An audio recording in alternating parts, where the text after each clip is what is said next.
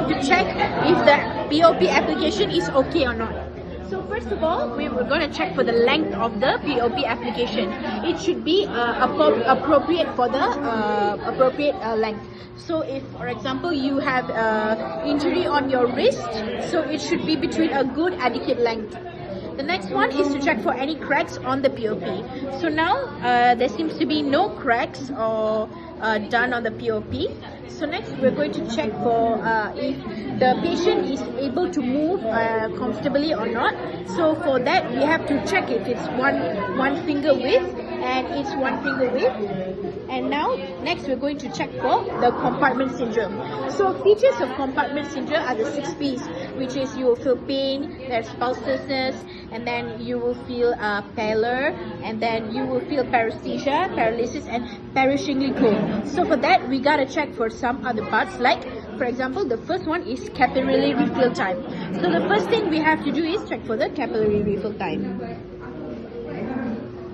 So it's less than 2 seconds and it's good. Next we're going to check for any pallor. So the patient has no pallor, and then we're going to ask if there is any tingling or numbness towards the patient. And to check for any allergies, we're going to make sure that the patient does not have any itchiness towards the POP. Next we're going to check for the motor nerve function. So I'm going to ask the patient could you resist or by movement by opening your hands? So yes, patient is able to do the motor nerves. So that's all for to check the POP application. And also you gotta make sure that the POP is not it's clean and there's no anything on the skin. So we're gonna also have to wear the arm sling on the patient after applying the POP. So first we're going to put it all over here, and then around the patient's neck, and a loophole.